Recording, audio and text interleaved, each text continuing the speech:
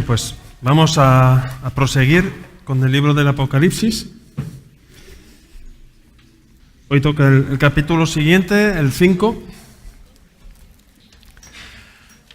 En el 4, para recordar un poco, para los que no estaban, hemos empezado a ver la escena de lo que era la adoración celestial.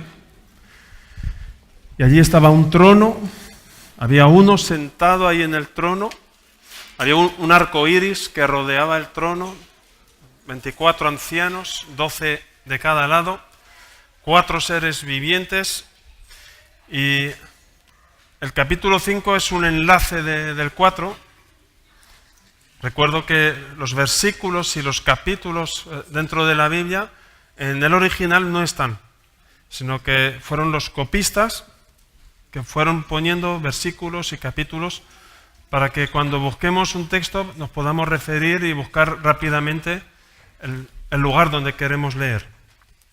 Pero el 4 y el 5 se enlazan y vamos pues a visualizar la lectura del capítulo 5 porque a veces una imagen, para los que no tienen imaginación, pues por lo menos nos hacemos una imagen mental de lo que es. Y luego ya pasamos a la explicación.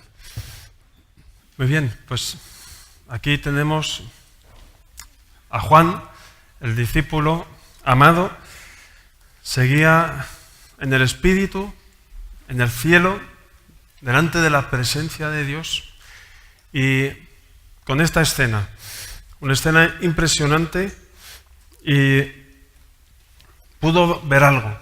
Alguien que estaba sentado en el trono. ¿Sabe quién estaba sentado en el trono? Dios Padre. Es Dios Padre quien está sentado en el trono.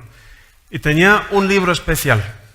Un libro, no es como un libro como los tenemos hoy en día, sino que de aquellas, cuando se escribió el Apocalipsis, en el primer siglo de nuestra era, pues tenía unas especies de pergamino, con lo cual dentro había una varilla, y respecto a su lectura, pues tú ibas abriendo el pergamino y podías leer. Este libro, ¿qué es lo que tenía de especial? Que estaba escrito tanto por un lado como por el otro, por los dos lados. Normalmente los pergaminos están escritos por un lado. Y eso es una forma de Dios de decir, ya nadie puede añadir nada, ya está todo escrito. La historia de la humanidad está totalmente escrita, desde el principio hasta el final. Y en ese libro pues tenía 7 sellos. Los sellos pues servían en varias épocas de nuestra historia, en la época medieval y también en tiempos bíblicos, cuando se enviaban un correo importante de un emperador, de un rey a otro, con una carta, pues le ponían una cera, y con el anillo del rey ponía su sello. Y entonces esa carta llegaba al destino y era una prueba para el destinatario de que nadie había abierto esa carta, porque estaba el sello ahí que tenía bien cerrado la carta. Y tú para abrir esa carta tenías que romper el sello. O sea, si alguien intentaba leer, rompía el sello y luego ya no había forma de maquillarlo, no había forma de decir, wow, ¿cómo hago yo para que no se entere de que he leído esto? Pues aquí, este es un libro tan especial. Es un libro que tiene 7 sellos, no 1, no 2, sino 7 sellos, sellados en la mano derecha del Padre. Y hay un ángel muy potente, que tiene una voz mucho más tremenda que la mía, porque su voz llegó a todo el universo, llegó más allá de los confines de las galaxias, y hizo una pregunta muy sencilla. ¿Quién es digno? ¿Quién tiene esa capacidad para poder abrir este libro? Y hubo un silencio, no hubo respuesta. No había quién era digno. Y eso es algo tan clave, donde estamos predicando y anunciando que solo a través de Jesucristo uno puede llegar a conocer a Dios. Solo a través de Cristo uno puede tener acceso al Padre. Allí en el cielo, ni la marea, ni la diosa de los cielos, ni el Buda, ni nadie, ni ningún Dios que el hombre haya creado, tiene esa capacidad para abrir ese libro. Hizo la pregunta a ese ángel, ¿quién? Y Juan estaba ahí triste. Decía, ¿será posible? ¿No habrá nadie que es capaz de poder abrir este libro? Y él empezó a llorar. Y yo ahí estaba ahí pensando, leyendo, y digo, ¿por qué llora Juan? ¿Qué pasa? Porque nadie puede abrir el libro. Y al principio yo pensaba que era por curiosidad. A lo mejor tenía tanta curiosidad que quería saber lo que había escrito en el libro. Pero él lloraba porque él sabía que en el contenido de ese libro, al abrir ese libro, al romper los sellos, se ejecutarían los juicios de Dios. Dios es aquel que tiene la última palabra.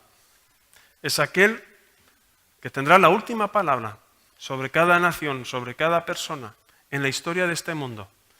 En la Biblia tenemos escrito tanto el origen de este mundo, en el primer libro, en el Génesis, como el final de este mundo, en el libro del Apocalipsis.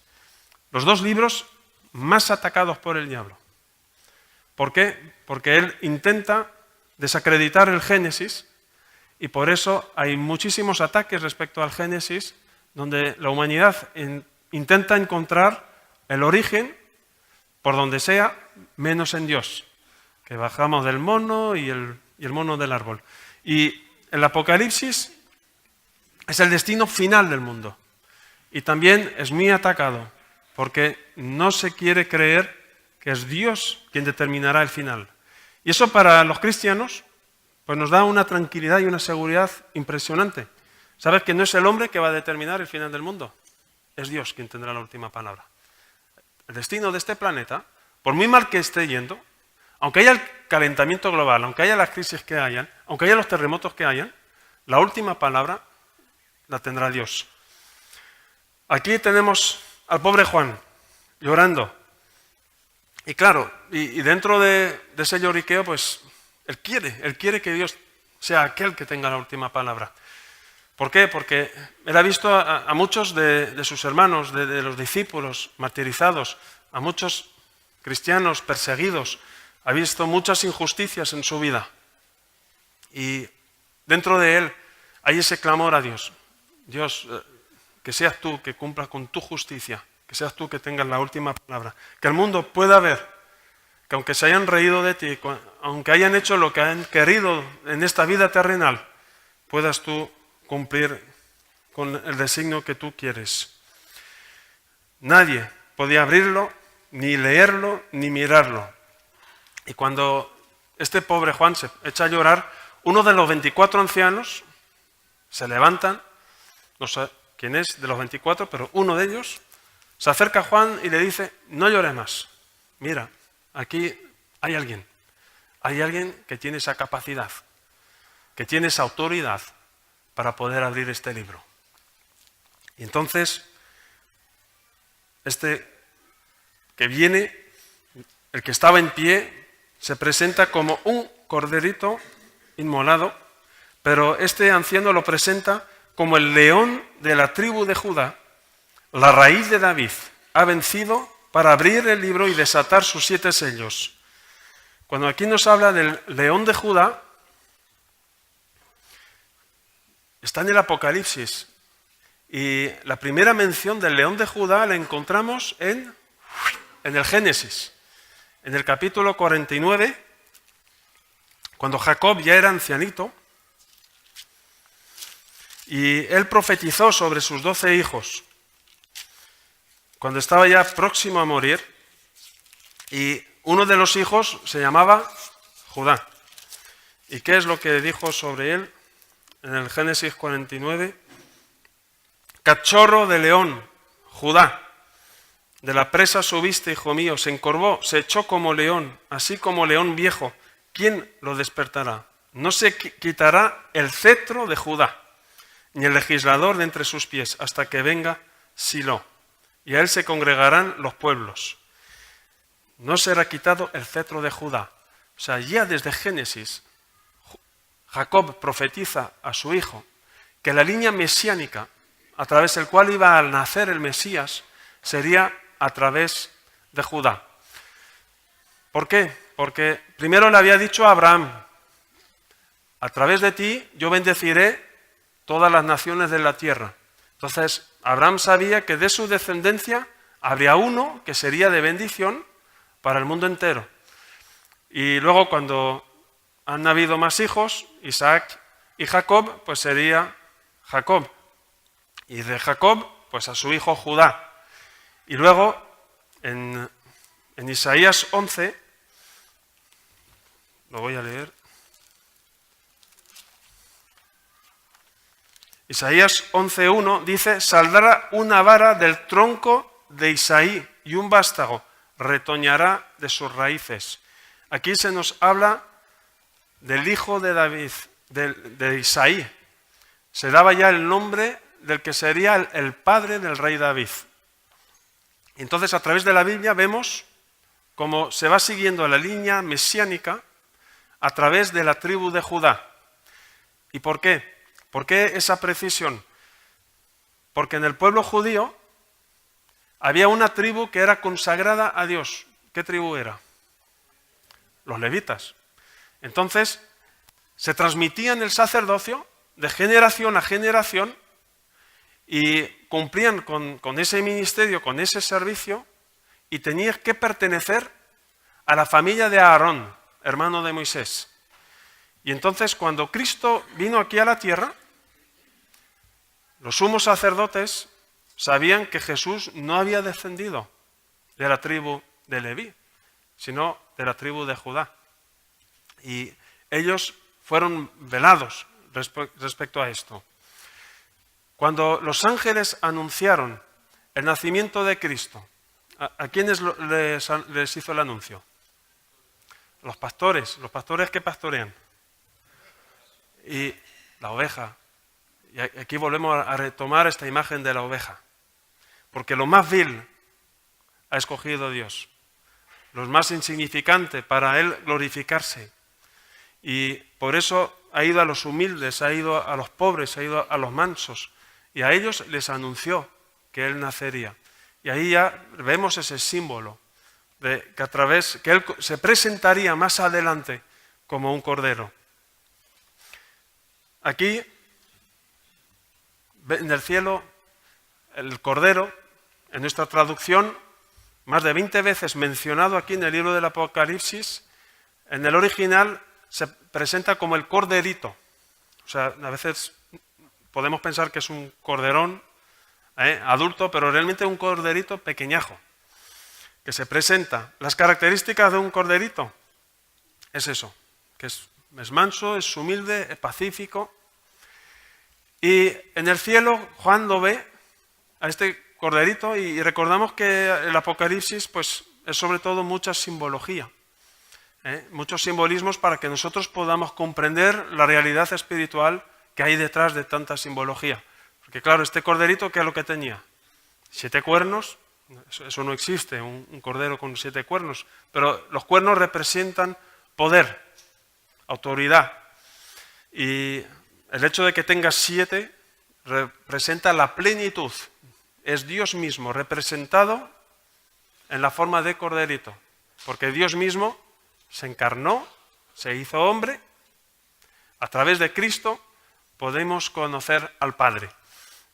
Este corderito también tenía, hemos visto, 7 ojos, que simbolizan la presencia, la omnisciencia, la visión global de todo lo que hay en el mundo, en las galaxias y en el planeta.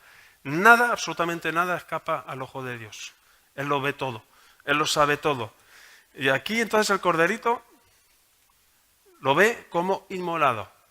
Es decir, aún ahí en el cielo están las cicatrices, están las secuelas de que Él ha sido sacrificado. Lo que Él hizo en la cruz tiene repercusiones eternas. O sea, allí en el cielo, aún en el cielo no se puede separar la cruz de Cristo. Sigue junto, va junto, no se puede separar.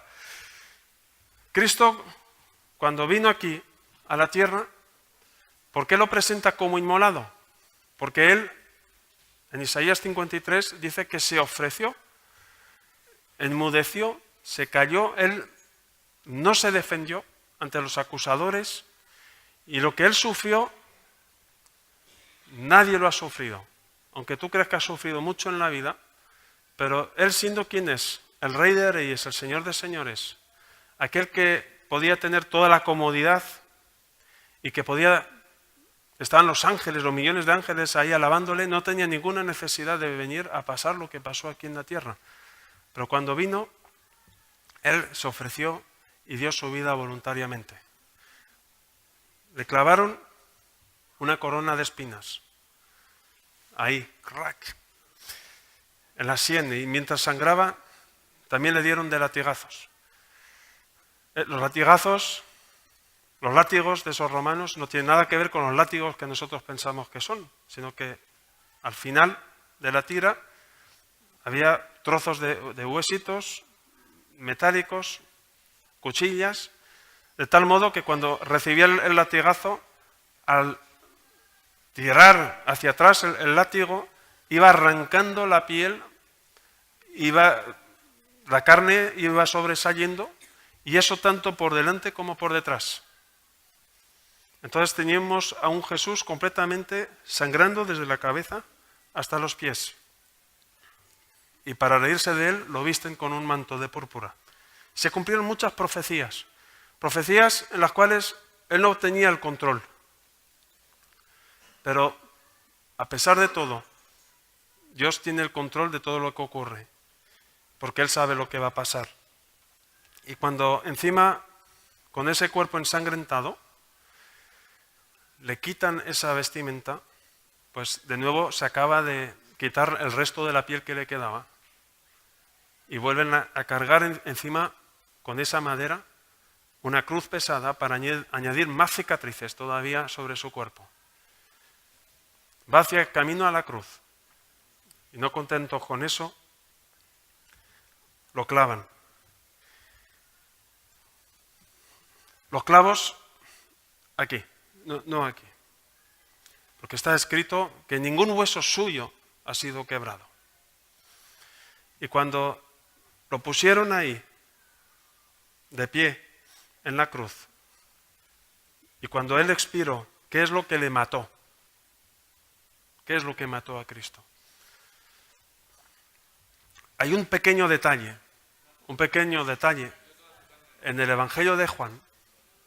Derramó toda su sangre, pero en el Evangelio de Juan hay un detalle que es muy importante, porque para los romanos era muy importante respecto a los crucificados de que queden muertos, y más en esas fechas de Pascua, cuando él fue crucificado, pues antes de que empezaran las fiestas no podía haber ningún crucificado vivo.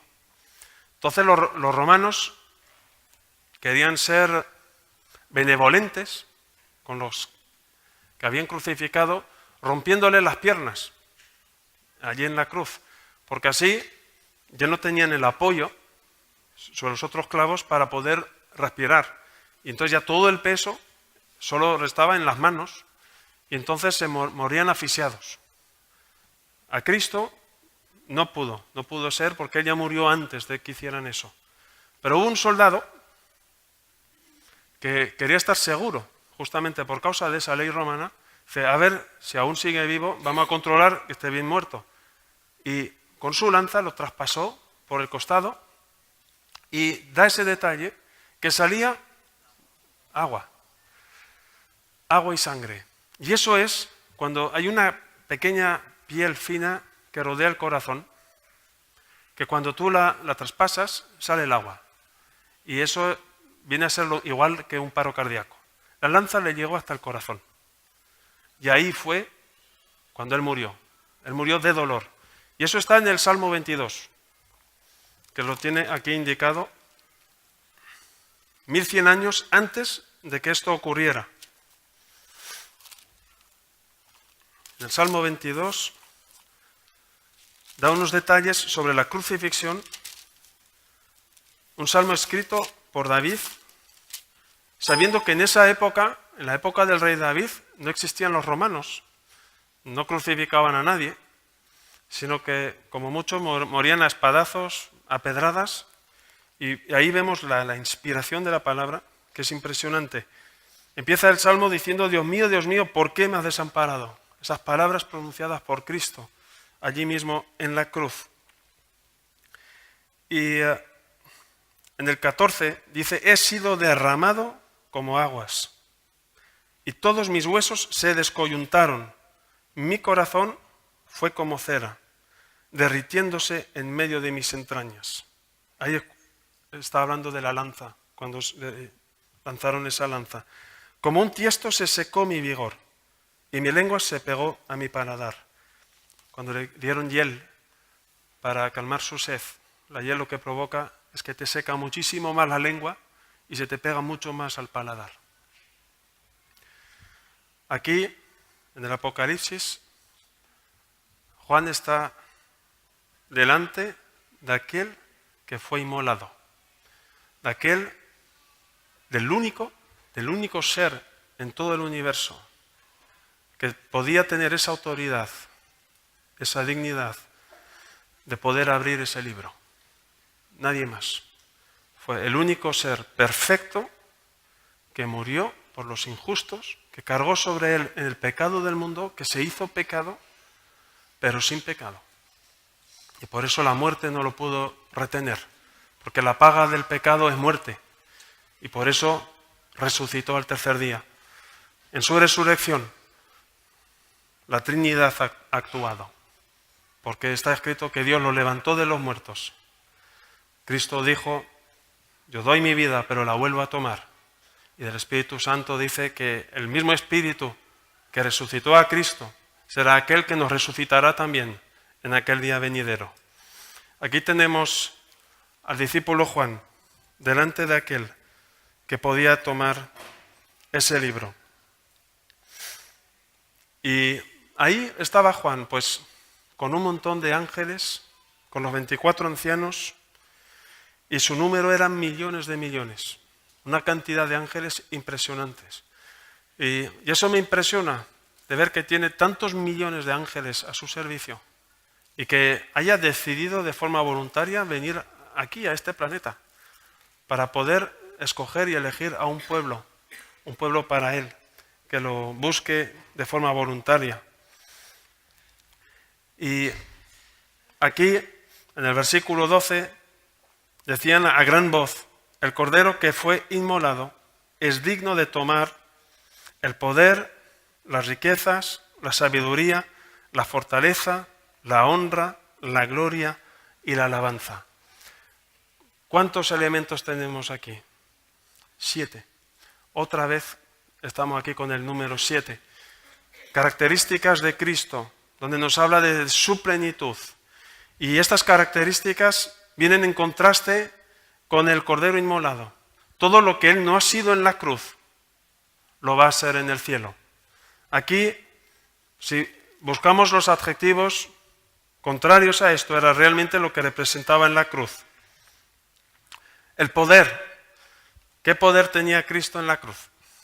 Absolutamente ninguno, porque Él mismo se dio y se entregó voluntariamente.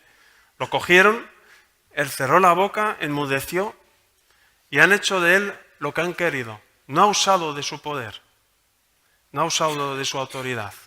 Es impresionante.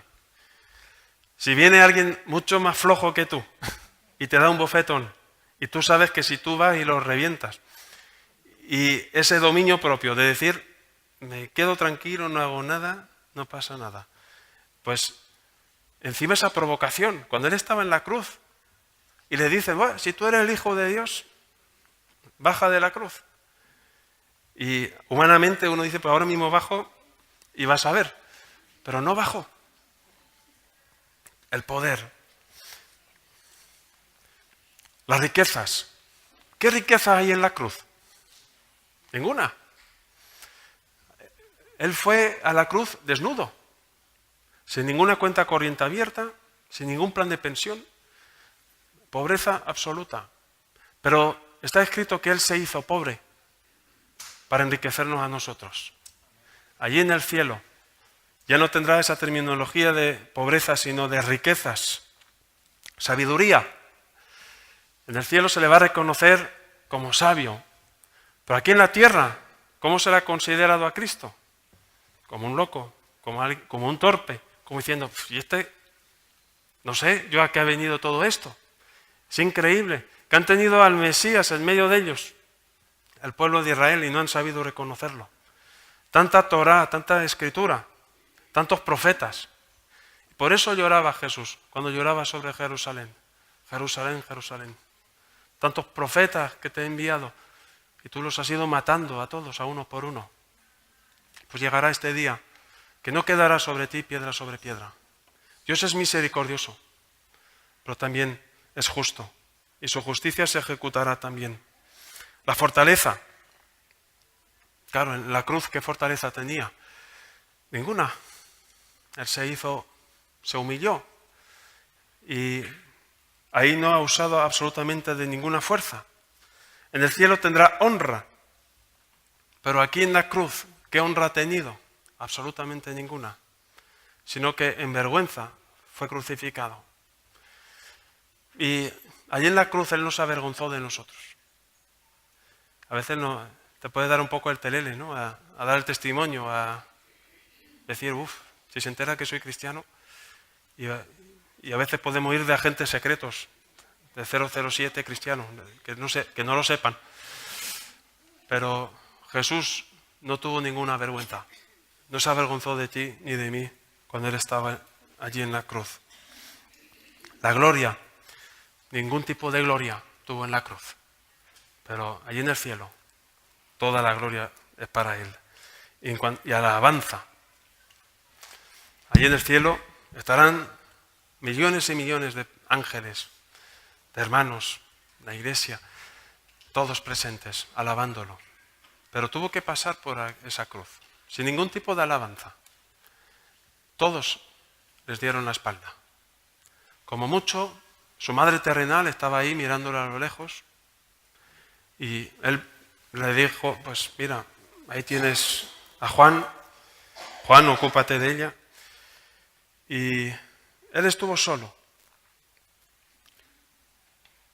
Va a venir ese momento, y llega ese momento, donde Dios va a tener la última palabra.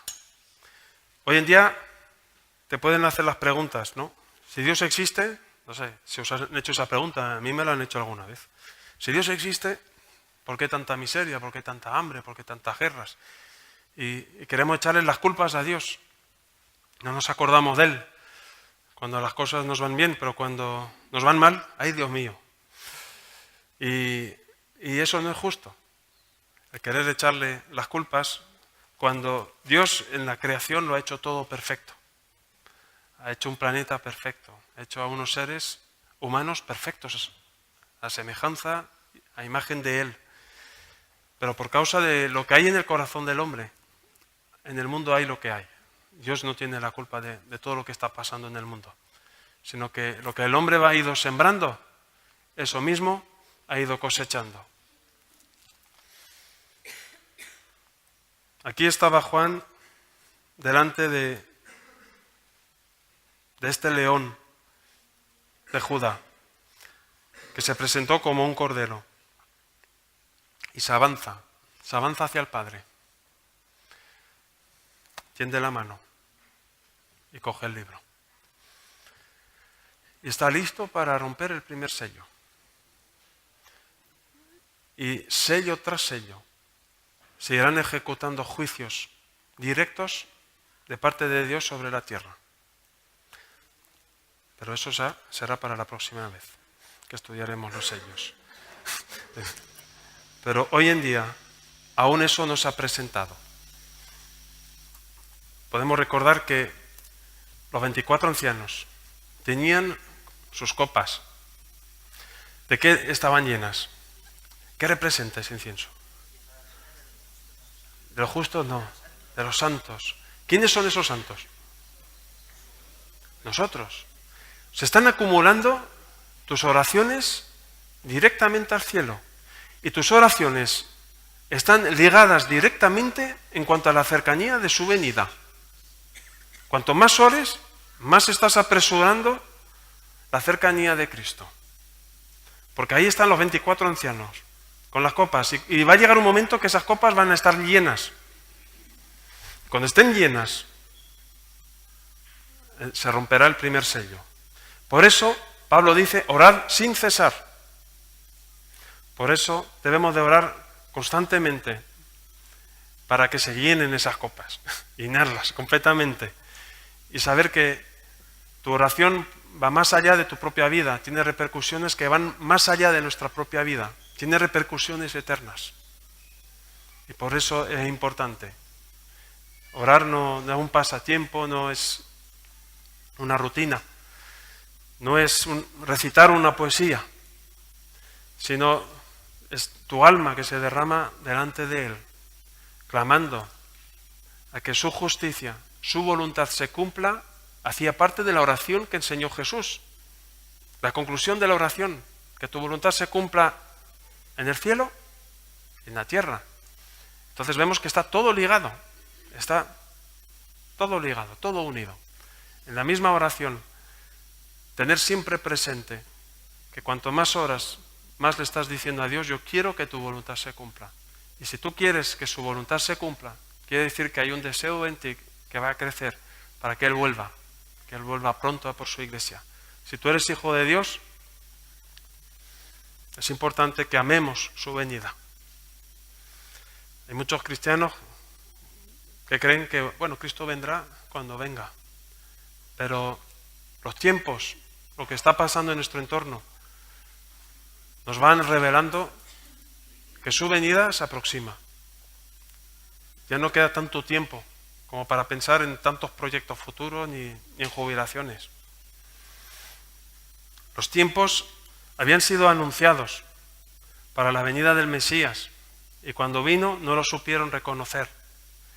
Pasará lo mismo cuando venga Cristo, muchos no lo sabrán reconocer.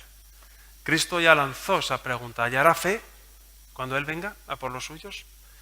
Habrá muy poquita fe, habrán muy pocos que realmente estarán esperándolo, que estarán amando su venida. Y muchos de los que creen que se irán, no se irán. Por eso, mientras Él aún no haya venido, que tu meta sea de llenar esas copas con oraciones, con ruegos, con intercesiones. Y sobre todo, que nos pongamos en reglas y en orden a Dios, con Dios. Que cuando estemos delante de su presencia, no sea para juzgarnos, sino que tengamos a Cristo como nuestro abogado, como nuestro defensor. Y podamos decir allí en el cielo, mira, yo soy salvo porque he creído en ti. Te he aceptado como mi Salvador y mi Señor.